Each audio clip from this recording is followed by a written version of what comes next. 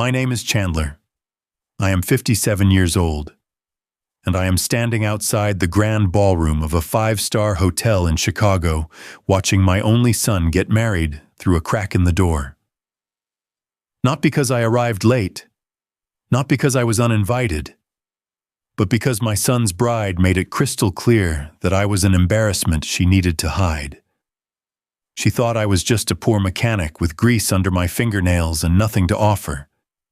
She had no idea what I had been keeping secret for 30 years. Before we begin, let me ask you, where are you watching from today? Drop your location in the comments below.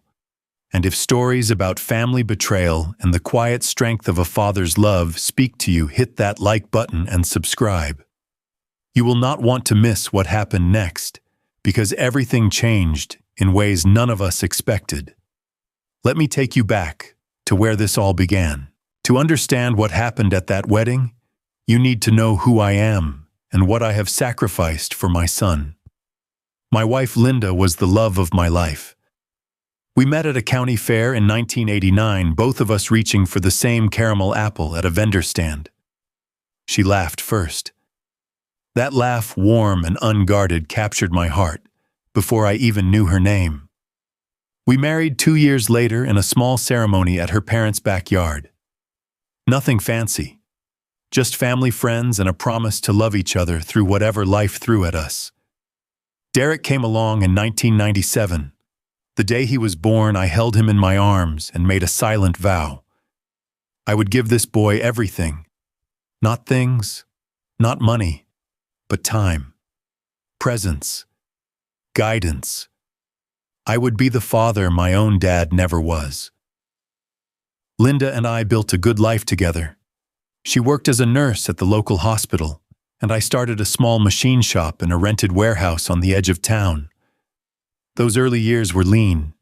We counted pennies. We drove used cars. But we were happy. Derek grew up watching his parents work hard, love hard, and never take anything for granted. Then cancer came for Linda when Derek was just 8 years old. Breast cancer. Stage 3 by the time they found it. The doctors gave her a year.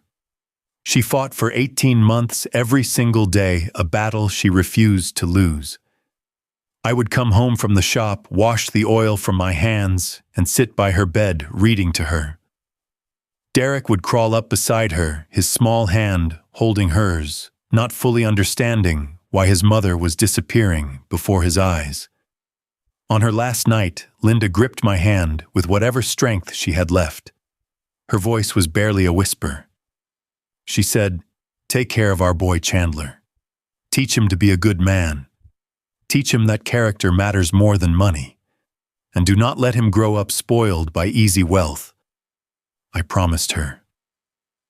I kissed her forehead, and by morning she was gone. Those words shaped every decision I made from that day forward. What Linda knew, what Derek never knew, was that the small machine shop I had started was no longer small. By the time she passed, Whitmore Automotive Components had contracts with 3 major car manufacturers. We supplied precision parts to Ford, General Motors, and Chrysler. By 1999, the company was worth over $40 million. By 2010, that number had grown to $150 million. But I never changed how we lived.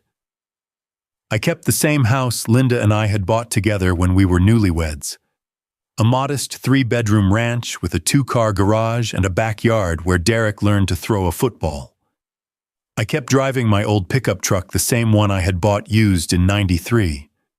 I wore jeans and flannel shirts. I fixed leaky faucets myself instead of calling a plumber. Some people thought I was crazy. My accountant certainly did.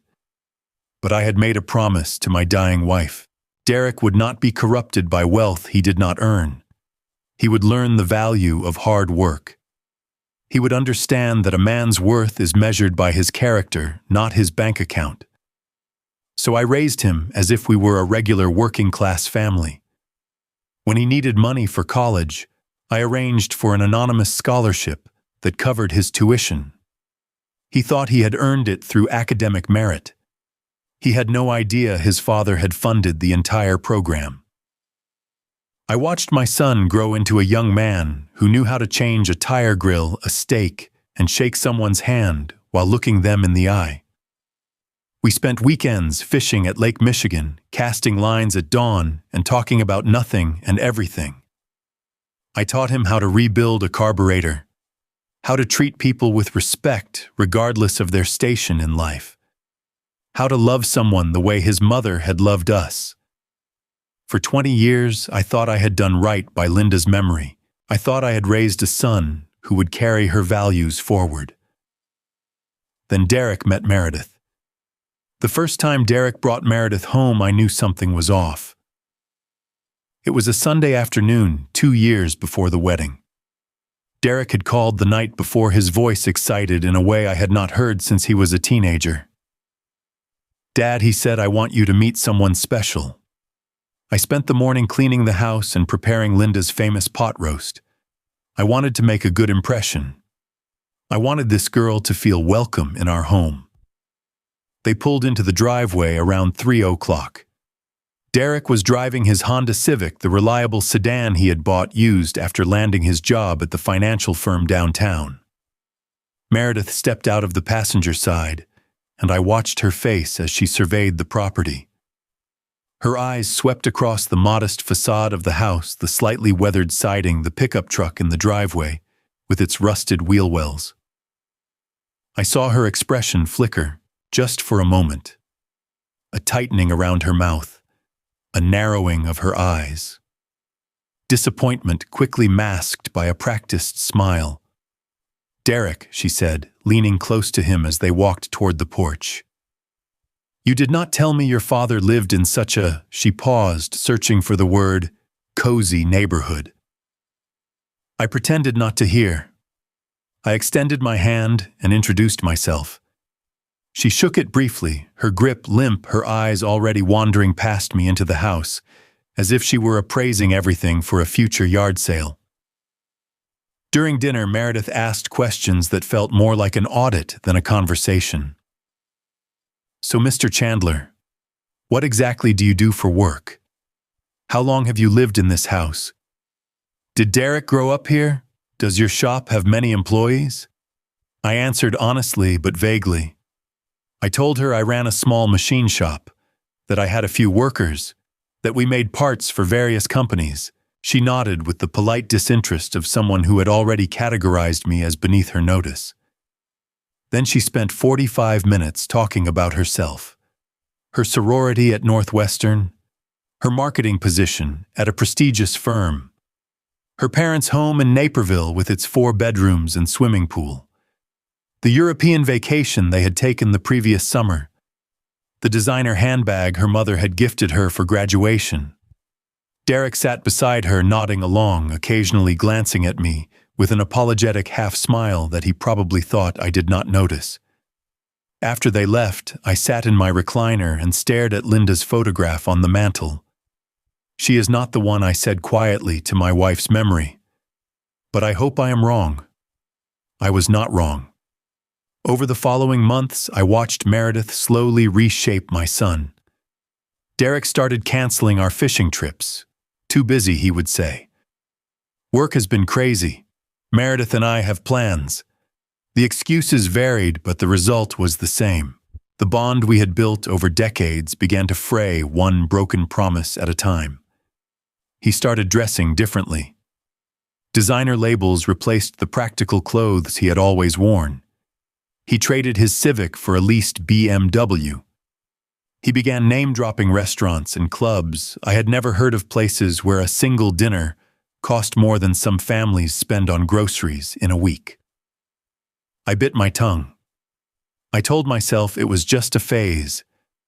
Young love makes people do strange things. Maybe he would find his way back to the values I had taught him. Then came Thanksgiving. It had been our tradition for as long as Derek could remember. Just the 2 of us since Linda passed, sitting at the same table where she had once carved the turkey, eating her recipes that I had learned to replicate over the years. We would watch football, argue about the Lions' chances, and fall asleep on the couch with full stomachs and grateful hearts. That year, I spent the entire morning preparing. Turkey brined and roasted to perfection. Mashed potatoes with real butter. Green bean casserole from scratch.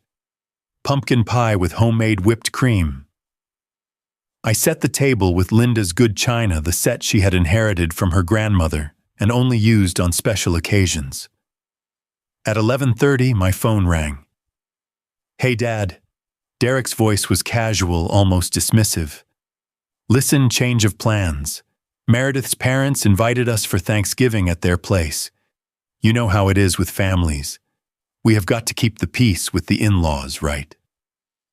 I stood in my kitchen, surrounded by food meant for two, and felt my heart crack down the middle. "Of course," I said, keeping my voice steady.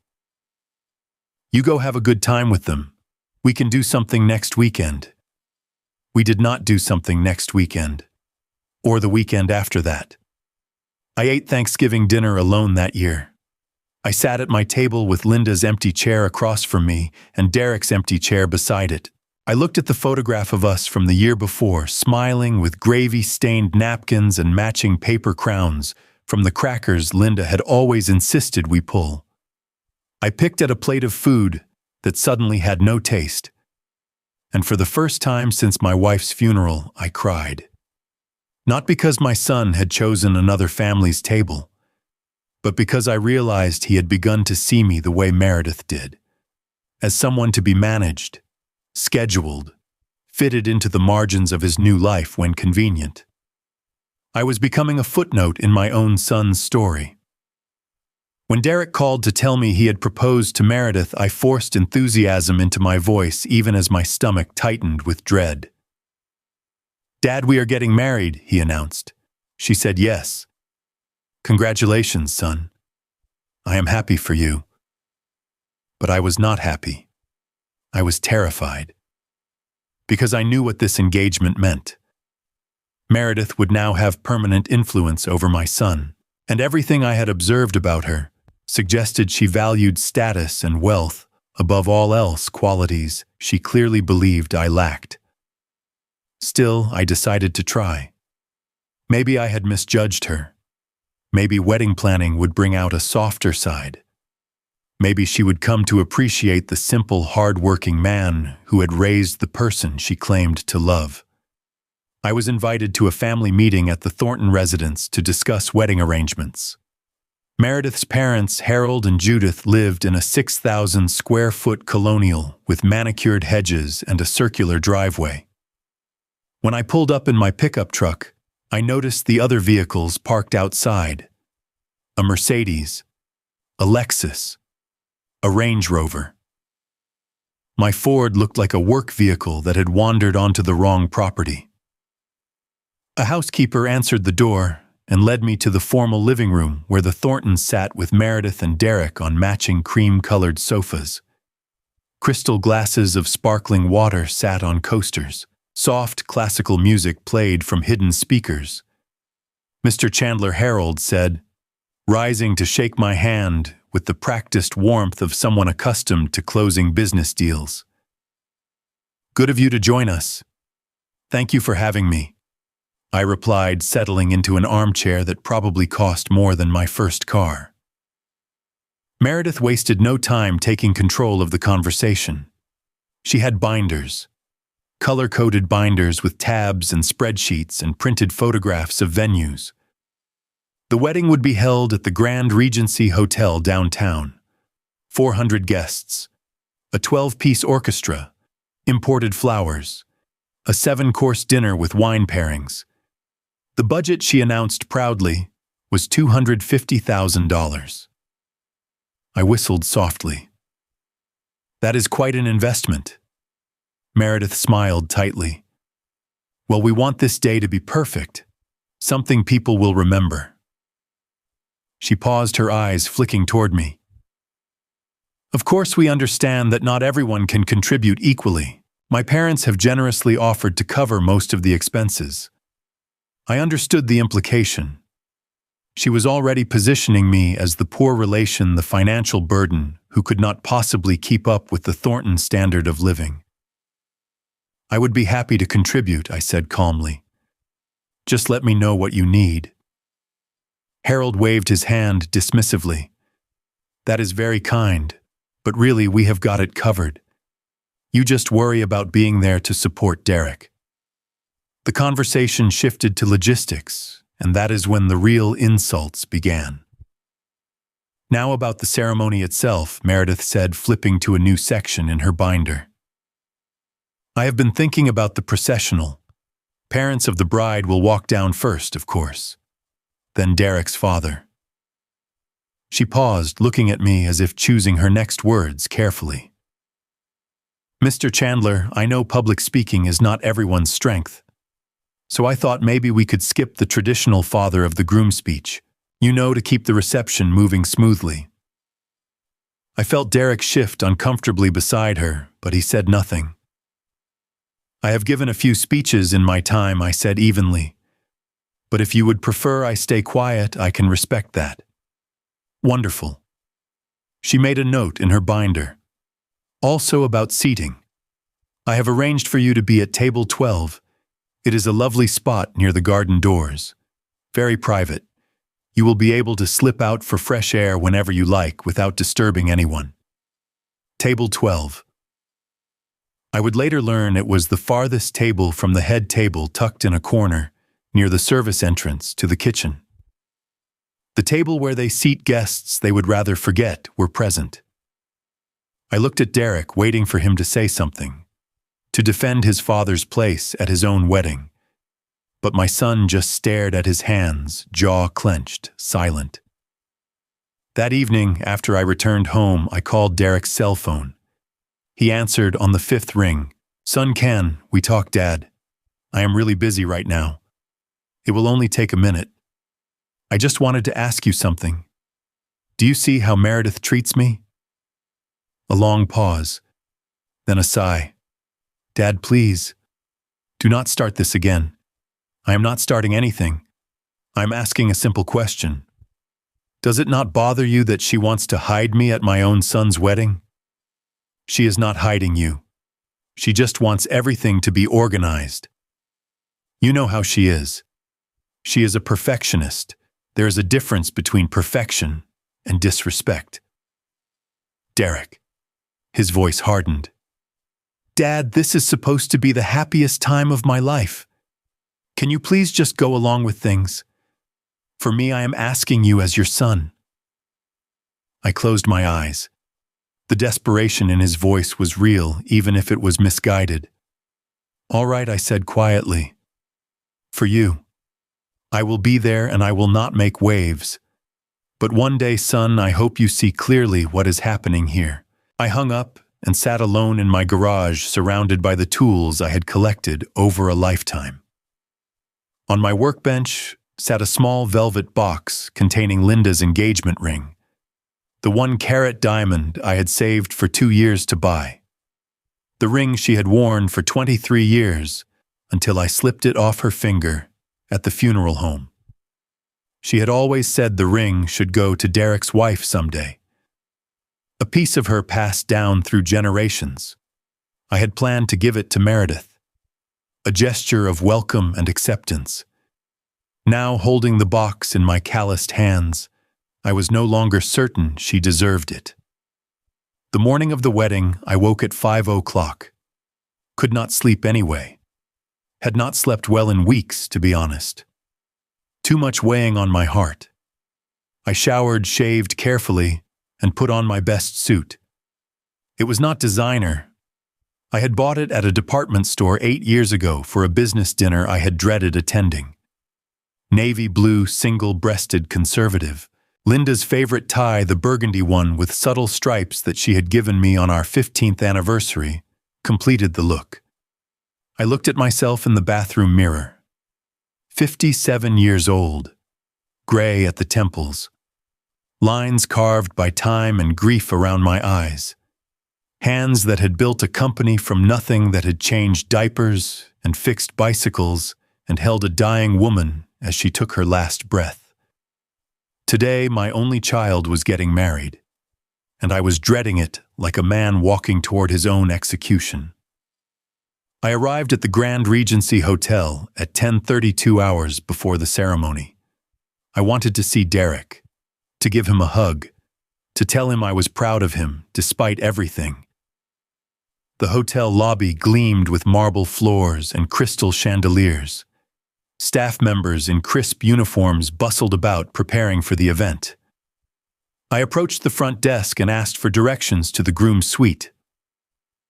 "I am sorry, sir," the concierge said, checking a list.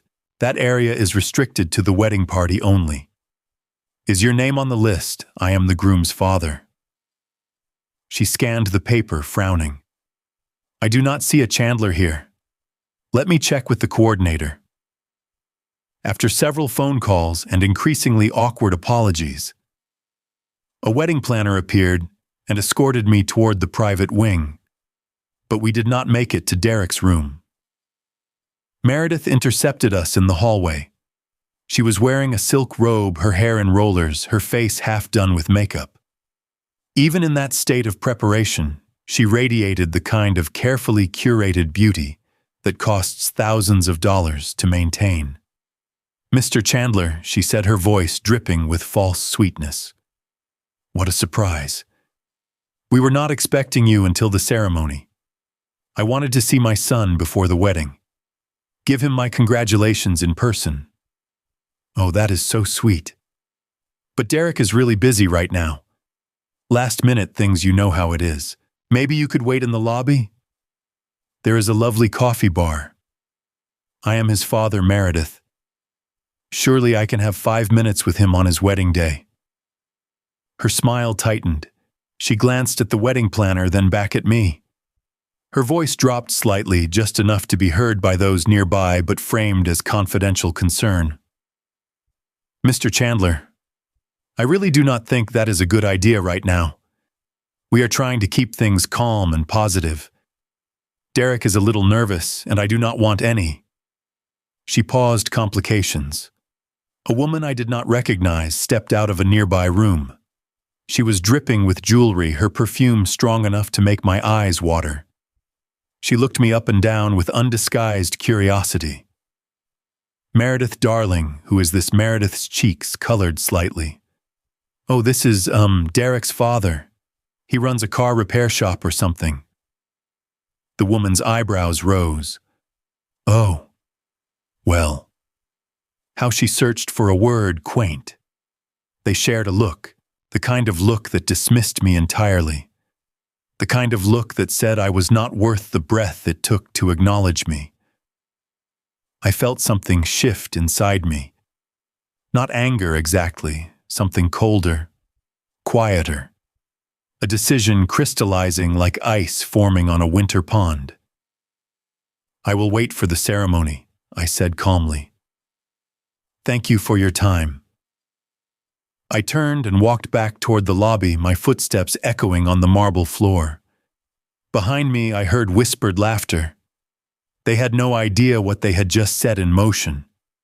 The ceremony was beautiful. I have to give them that. The ballroom had been transformed into a garden paradise with thousands of white roses cascading from every surface. An orchestra played Pachelbel's canon as guests filed in, dressed in their finest attire. I found table 12 exactly where Meredith had promised, near the kitchen entrance, partially obscured by a decorative partition. From my seat, I could barely see the altar where my son would exchange vows. Around me sat other apparent outcasts, an elderly great-aunt who kept nodding off, a distant cousin no one seemed to remember inviting, a work colleague of Derek's who spent the entire ceremony on his phone. When Derek walked down the aisle, my heart swelled despite everything. He looked so handsome in his tuxedo, so much like his mother in the shape of his jaw, the way his eyes crinkled when he smiled. I remembered the day he was born, the first time he called me Dada, teaching him to ride a bike in the driveway while Linda watched from the porch. All those years, all that love. and now I was watching from the cheap seats hidden away like a shameful secret. The vows were exchanged. Rings were placed on fingers. The minister pronounced them husband and wife. The crowd erupted in applause, and I sat alone at table 12 clapping with hands that suddenly felt very empty. The reception began with cocktails and passed hors d'oeuvres that never seemed to make it to my corner of the room. Waiters' eyes slid past me as if I were invisible. I watched guests in designer gowns and tailored suits mingle and laugh, champagne flutes glittering under the chandeliers. When dinner was served, I picked at a filet mignon that had gone cold by the time it reached my table. The elderly great-aunt had fallen asleep again, her chin drooping toward her chest. The distant cousin had left entirely. Only the phone-scrolling colleague remained, though he had not spoken a single word to me. Then came the speeches. Harold Thornton spoke first, praising his daughter's intelligence, beauty, and ambition. He made jokes about country clubs and yacht parties. The crowd laughed appreciatively. Judith Thornton followed tearfully, recounting Meredith's childhood achievements. Valedictorian, homecoming queen, the daughter any mother would be proud of. Then Meredith herself took the microphone. "I want to thank everyone for being here today," she began, her voice carrying across the ballroom. "This day would not be possible without my amazing parents who have supported me in every way imaginable. They taught me the value of success, of reaching for the very best in life, and of surrounding myself with people who elevate me." She went on for several minutes, thanking bridesmaids and wedding planners and hairstylists. She thanked the hotel staff and the florists and the orchestra. She did not mention Derek's family once. When the master of ceremonies asked if there were any words from the groom's side, Meredith stepped close to the microphone again. "Oh, Derek's father is a very—" She paused, searching for the word with exaggerated care. "Private person. He prefers to stay out of the spotlight. He is much more comfortable with, smaller gatherings. He is not really used to events like this." A ripple of condescending laughter spread through the crowd. From the corner of my eye, I saw Derek at the head table. His jaw was tight. His eyes were fixed on his plate. He knew what was happening. He knew it was wrong. But he said nothing. A few minutes later, a group of young women approached my table. Friends of Meredith by the look of their matching silk dresses and superior expressions. "So you are Derek's father," one of them said, looking me over like I was a curiosity at a museum. "Meredith mentioned you fix cars for a living." "Something like that," I replied. Another woman giggled. "That is so funny. My BMW has been making this weird noise. Maybe you could take a look at it later." The whole group burst into laughter. One of them actually wiped a tear from her eye, as if the idea of me touching her precious car was the funniest thing she had heard all year. I looked at each of them in turn. Young, wealthy, convinced that their money made them better than people like me. I smiled. "I would be happy to take a look," I said. "Though I should warn you, I specialize in very specific components." "Oh yeah, like what? Like the ones that make most of the cars in this country actually run?" They did not understand. They laughed again and wandered off, still whispering and giggling. But something had changed in me. The ice that had formed earlier had now spread through my entire being. Cold, clear, resolved. I had spent 30 years hiding who I was, protecting my son from the corrupting influence of easy wealth, honoring my wife's dying wish. And where had it gotten me seated at the worst table in the room? Mocked by strangers, ignored by my own child, treated like an embarrassment to be managed and minimized. Enough. I stood up, straightened my tie, and began walking toward the stage. The walk from table 12 to the front of the ballroom felt like crossing a desert. 300 pairs of eyes turned to watch me. Whispers rippled through the crowd, like wind through tall grass. Meredith saw me coming, and her face went pale beneath layers of carefully applied makeup. She moved toward the microphone as if to intercept me. "Mr. Chandler, what are you doing? This is not the time for—" I did not break stride. I did not raise my voice. I simply walked past her, stepped onto the small stage, and picked up the microphone that was still warm from her hand. The orchestra stopped playing. The clink of glasses and silverware faded to silence. 400 guests stared at the old mechanic who had somehow wandered out of his corner and onto center stage. I cleared my throat. "My name is Chandler Whitmore, and I am the father of the groom." For a long moment, I simply stood there looking out at the sea of faces, some curious, some confused, many openly disdainful, already dismissing me as some embarrassing interruption to their elegant evening. I found Derek's eyes in the crowd. My son sat rigid at the head table, his new wife gripping his arm, her knuckles white. "I know most of you do not know who I am." I began, my voice steady despite the hammering of my heart. "You see an old man in an off-the-rack suit. You see the father that the bride wanted to hide in the corner, the mechanic, the embarrassment." Uncomfortable murmurs rippled through the room. "Meredith," I continued, turning slightly toward her, "you have made it very clear what you think of me. You did not want me to speak tonight. You did not want me anywhere near the head table. You were ashamed to introduce me to your friends, to your family. You looked at my truck, my clothes, my house, and you decided I was beneath you." Her face had gone from pale to crimson. She opened her mouth to speak, but I raised my hand gently. "Please, let me finish. I have waited 30 years to say this." I reached into my jacket pocket and removed a small leather business card holder. From it, I extracted a single card and held it up so the nearest guests could see.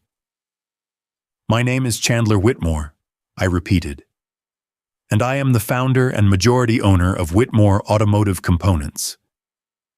The name meant nothing to most of the guests, but I saw recognition flash in a few faces.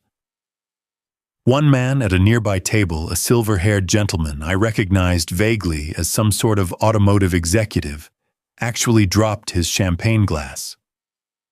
For those of you who do not follow the manufacturing sector, I continued, Whitmore Automotive is one of the largest suppliers of precision engine components in North America. We have contracts with Ford, General Motors, Stellantis, and several foreign automakers. Last year, our revenue exceeded $380 million. The company's current valuation is approximately $220 million. The silence was absolute now. I could hear the soft hum of the air conditioning, the distant clatter of kitchen staff, who had no idea what was unfolding in the ballroom. I looked at Harold Thornton, whose mouth had fallen open. That car repair shop Meredith mentioned. It started in a rented warehouse in 1991. Today, we have 4 manufacturing facilities across 3 states and employ over 2,000 people. I turned to the group of young women who had mocked me at table 12. They were staring at me with expressions of dawning horror. "As for the BMW," I said, allowing myself a small smile, "you might want to check the variable valve timing system. That knocking sound you mentioned is often caused by a faulty solenoid. We manufacture those, by the way. There is about a 30% chance the one in your car came from my factory." One of them actually covered her mouth with her hand. I turned back to the crowd and found Derek again. My son had risen from his seat, his face a mask of shock and confusion and something else, something that looked almost like shame. "Son," I said, my voice softening, "I did not hide this from you to deceive you. I hid it because your mother asked me to." Before she died, Linda made me promise that you would grow up learning the value of hard work. She did not want you to become spoiled by money you did not earn. She wanted you to build your own life, make your own way, become your own man. I saw Derek's eyes glisten.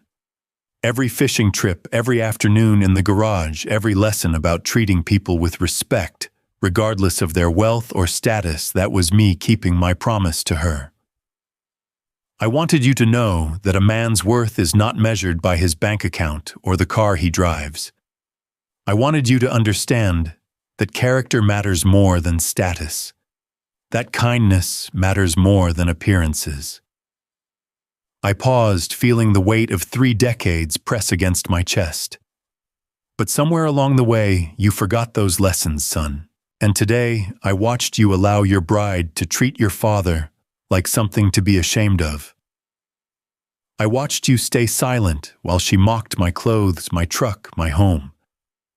I watched you let her seat me at the worst table in the room, hidden away like a dirty secret. Meredith's face had gone through several shades during my speech.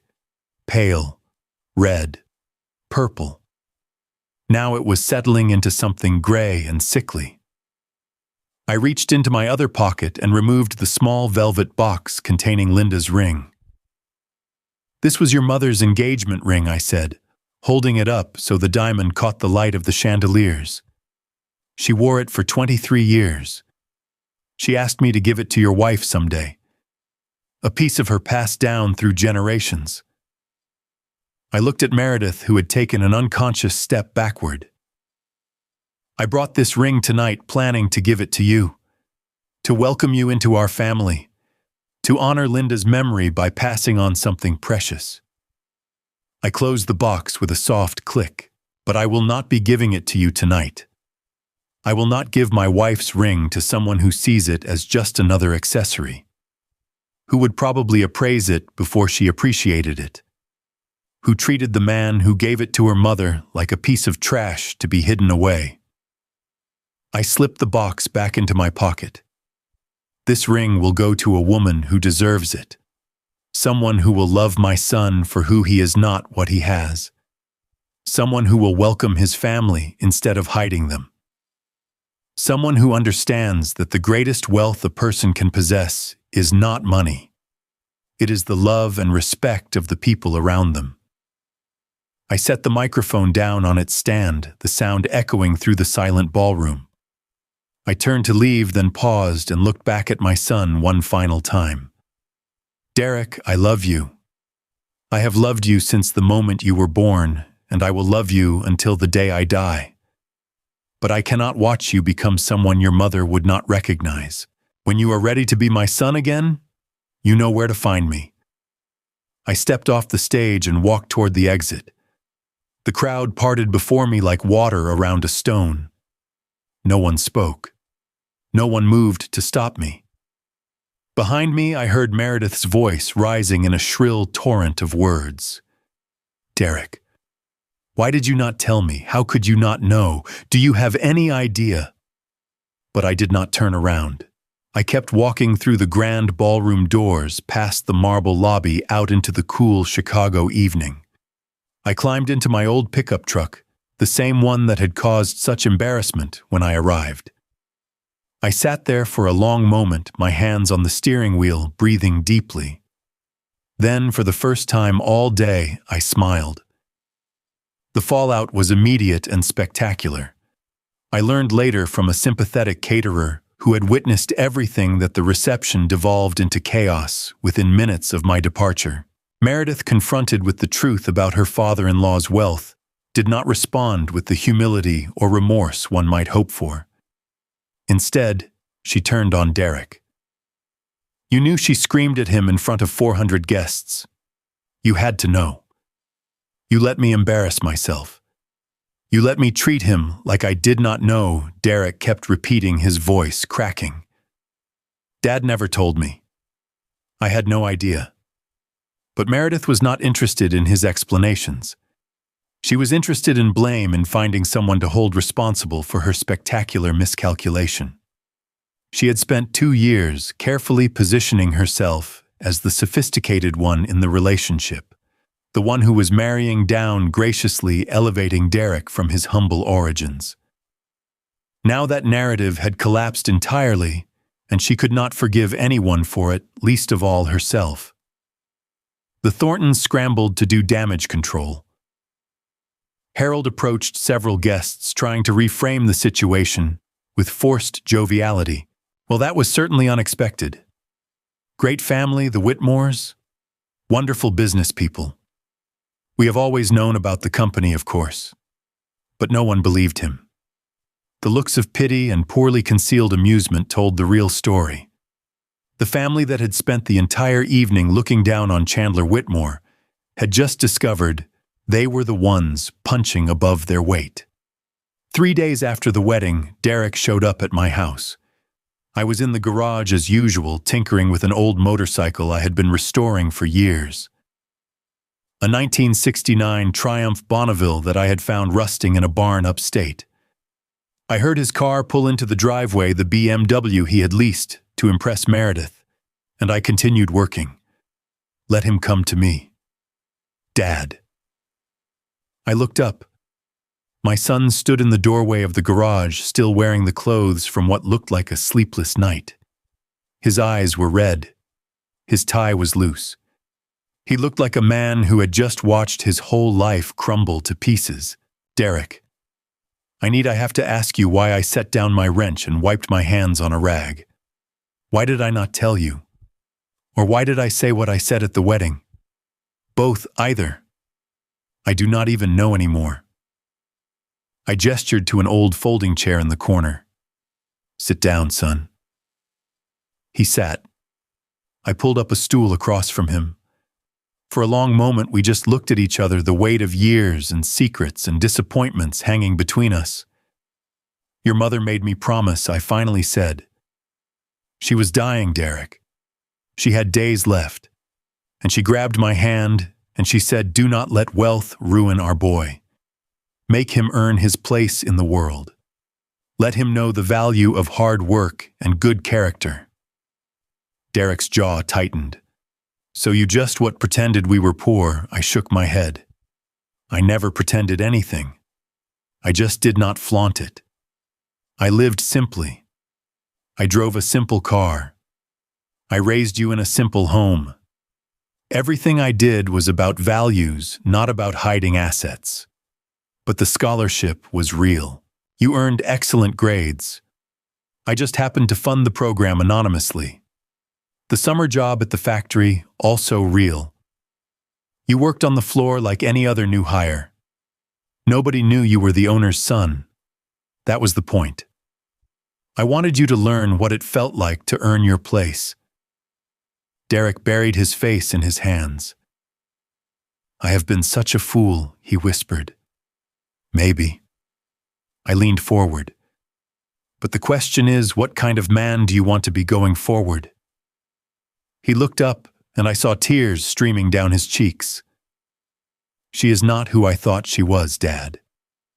Meredith. After you left, she just kept screaming about the money, about how much she could have had if she had known. She was not upset that she hurt you. She was upset that she had miscalculated.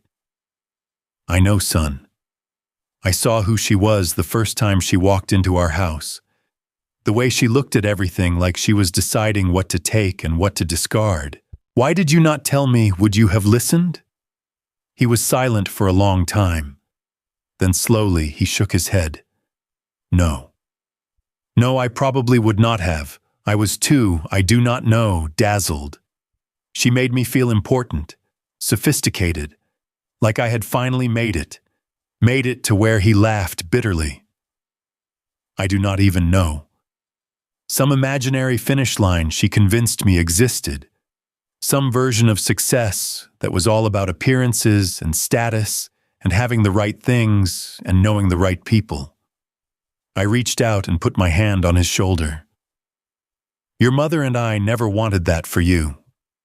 We wanted you to find someone who would love you for your heart, not your bank account. Someone who would welcome your family, not hide them. Someone who understood that the best things in life cannot be bought. He nodded, wiping his eyes. "I am filing for annulment," he said. "She has already moved out, took everything she could carry and went back to her parents." "I am sorry, son." "Do not be." He looked at me with something new in his eyes, something that looked almost like the boy I had raised before Meredith came along. "I think you did me a favor, Dad. I think you saved me from spending my life with someone who would have made me miserable." I pulled him into a hug. He clung to me like he had not done since he was a child, his shoulders shaking with sobs.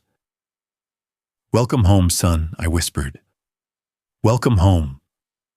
The months that followed were a season of rebuilding. Derek moved back into his old room, the one where he had grown up, with posters of baseball players still tacked to the walls and model cars collecting dust on the shelves. At first, he slept 14 hours a day, as if his body was trying to recover from years of exhaustion. Then gradually, he started to emerge. We fell back into old rhythms, fishing trips to Lake Michigan, waking before dawn to catch the bass when they were hungry. Evenings in the garage working on that old Triumph together, teaching him to adjust the timing and rebuild the carburetor. Sunday dinners at the kitchen table, cooking Linda's recipes and sharing memories of her that we had both kept locked away for too long. I did not lecture him. I did not say "I told you so." I just let him heal in his own time, in his own way. About 4 months after the wedding, I started talking to Derek about the company. Not to groom him as my successor, not yet, but to share something I had kept hidden for so long. I brought him to the main factory for a tour, introduced him to the managers and engineers and floor workers who had built Whitmore Automotive into what it was. I showed him the precision machinery we used, the quality control systems, the research and development lab where we were working on components for electric vehicles. He was amazed, not at the wealth it represented, but at the work, the craftsmanship, the thousands of people whose livelihoods depended on what we built together. "You created all this?" he asked, standing in the middle of the factory floor as machines hummed around us. "We created it. Me and your mother in the beginning. Then all these people you see around you. Nobody builds something like this alone." He nodded slowly, something shifting behind his eyes. "I want to learn," he said. "I want to understand how it works. Not to take over, not because I have to, but because I want to. That is all I ever hoped for, son." 6 months after the wedding disaster, Derek met Amanda. She was a first-grade teacher at a public school on the South Side. They met at a coffee shop near his new apartment. He had eventually moved out of my house, determined to stand on his own feet again, when she accidentally spilled her latte on his laptop. "Oh my God. I am so sorry," she had stammered, grabbing napkins and trying to mop up the mess. "I am the clumsiest person alive. Please let me pay for a new one." "It is fine, really." Derek had laughed, something he had not done much of lately. "It is just a laptop. These things happen." They talked for 3 hours that afternoon. When Derek called me that night, his voice sounded different. Lighter. Younger. "Dad, I met someone. And she is... I do not know how to explain it. She is real." I knew what he meant. After Meredith's carefully constructed persona, after all the masks and manipulations, someone authentic must have felt like a glass of cold water in a desert. The first time Derek brought Amanda to meet me, I paid close attention. I was determined not to be fooled again. But there was nothing to be fooled by. Amanda was exactly what she appeared to be. A warm, genuine woman who laughed easily and asked questions out of real curiosity, not calculation. She helped me cook dinner without being asked. She did not look at my furniture with appraising eyes. She complimented the old photos on my mantel and asked sincere questions about Linda. When she discovered I owned a successful company Derek had told her before the visit, determined to be honest from the start, she shrugged. "That is nice," she said. "But what I really want to know is, can you teach me how to make that pot roast? My students have a cultural heritage day next month, and I promised to bring something home cooked." I looked at this young woman with her simple dress and her genuine smile and her complete lack of interest in my bank account, and I felt something loosen in my chest. "I would be happy to," I told her. It was my wife's recipe. Over the following months, I watched Derek become himself again. Not the status-obsessed pretender Meredith had shaped, but the kind, hard-working, good-hearted man I had tried to raise. He started volunteering at Amanda's school on weekends, helping with a robotics club for underprivileged kids. He threw himself into learning the family business, not for the money, but because he had discovered a genuine passion for manufacturing and engineering. And through it all, Amanda was there. Steady, supportive, real.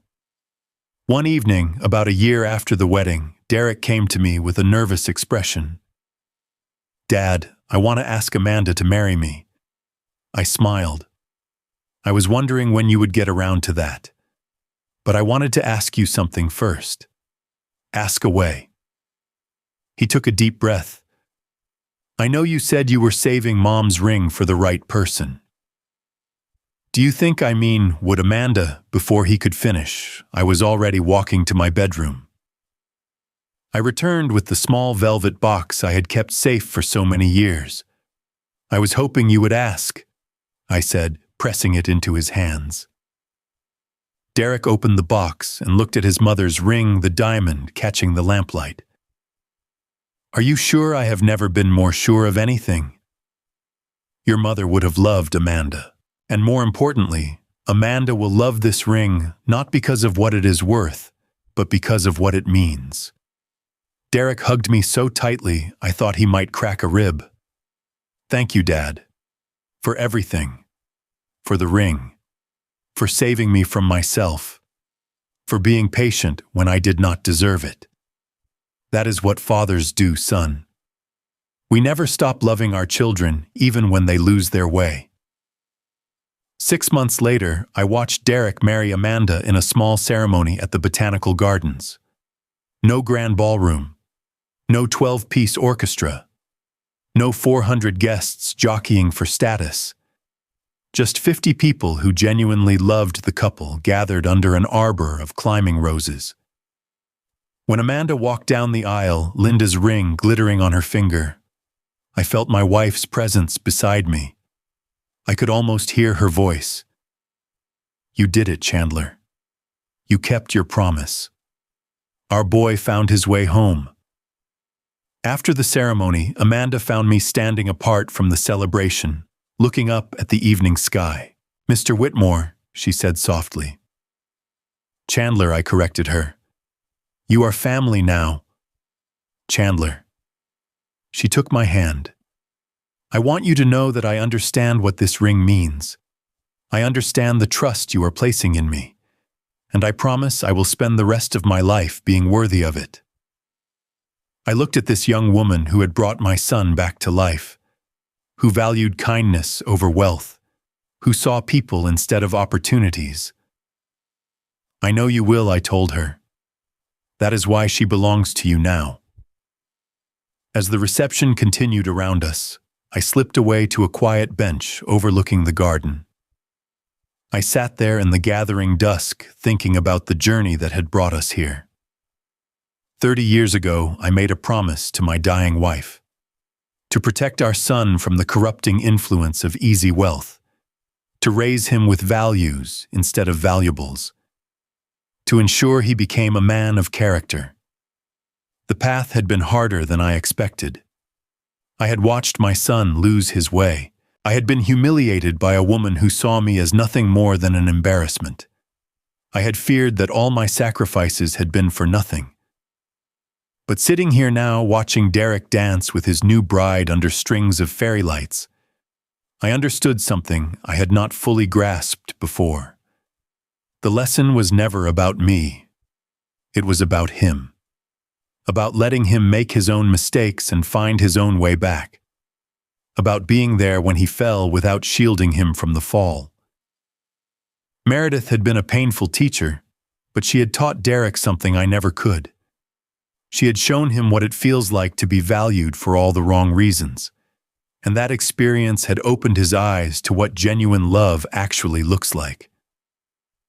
I thought about Linda and I smiled. "We did it, sweetheart," I whispered to the stars. "Our boy is going to be okay." And as the music played and the laughter echoed across the garden, I felt something I had not felt in a very long time. Peace. If you have made it this far, I want to ask you something. Have you ever been judged by someone who did not bother to know the real you? Have you ever watched someone you love lose themselves in a relationship that brought out their worst qualities? Or maybe you have been the one who needed to find your way back. Drop your story in the comments below. I read every single one, and I believe that sharing our experiences helps us all heal. And if this story touched your heart, please hit that like button. It helps more people find these videos. Subscribe to the channel if you want to hear more stories like this one, and share it with someone who might need to hear that their worth is not determined by what others think of them. Thank you for spending this time with me today.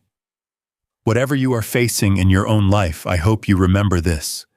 The people who love you for who you really are, not what you have. Those are the people worth keeping close. Everything else is just noise. Take care of yourselves and take care of each other. Until next time.